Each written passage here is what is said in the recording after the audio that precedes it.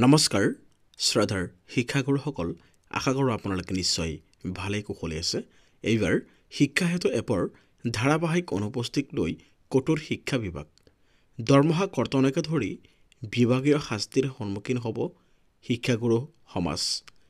বিদ্যালয়সমূহৰ পৰিদৰ্শকসমূহলৈ মাধ্যমিক শিক্ষা সঞ্চালক মমতা হোজাইৰ এক জৰুৰী নিৰ্দেশ। এই নিৰ্দেশৰ জৰিয়তে শিক্ষক শিক্ষয়িত্ৰীসকলৰ দৰমহা কৰ্তনৰ ভাবুকি দিয়া হৈছে।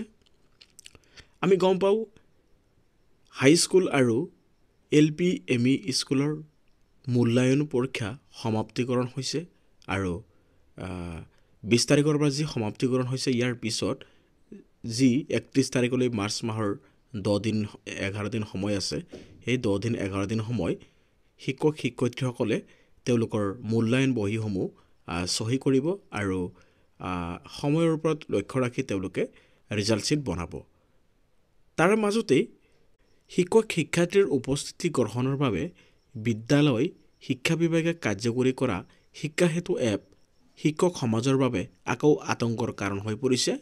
যিসকল শিক্ষকে ধাৰাবাহিকভাৱে শিক্ষা হেতু এপত উপস্থিতি দিয়া নাই, তেওঁলোকে দৰমহা কৰ্তনৰ লগতে বিভাগীয় শাস্তিৰো সন্মুখীন হ'ব লাগিব।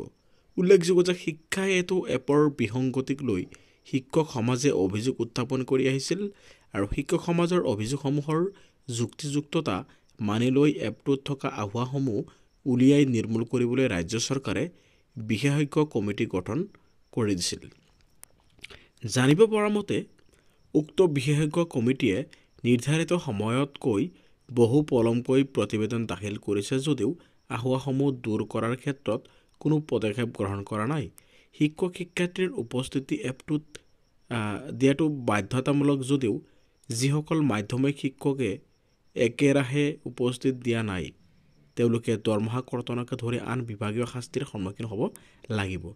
মাধ্যমিক শিক্ষা সঞ্চালক মমতা হোজাইয়ে ৰাজ্যৰ সকলো বিদ্যালয়সমূহৰ পৰিদৰ্শকলৈ জাৰি কৰা নিৰ্দেশত শিক্ষা হেতু এপত একেৰাহে যিসকল শিক্ষক কৰ্মচাৰী অনুপস্থিত আছে, তেওঁলোকৰ দৰমহা কৰ্তন কৰিবলৈ কঠোৰ নিৰ্দেশ জাৰি কৰিছে।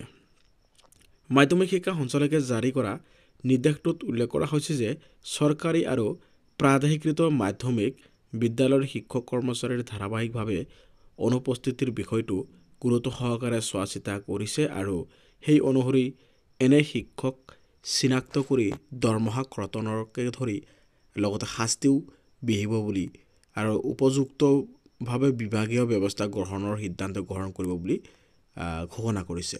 এই নিৰ্দেশনাটোৰ পাছত যিসকল মাধ্যমিক শিক্ষক কৰ্মচাৰীয়ে নিয়মীয়াকৈ শিক্ষা হেতু এপত উপস্থিতি দিয়া নাই, তেওঁলোকে দৰমহা কৰ্তনকে ধৰি আন বিভাগীয় শাস্তিৰ সন্মুখীন হ'ব লাগিব।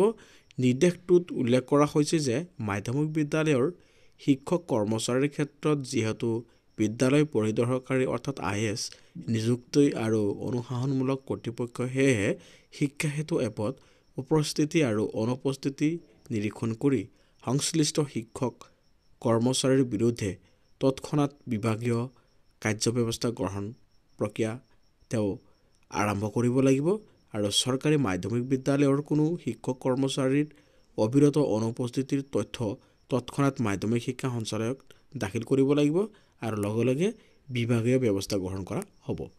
ধন্যবাদ।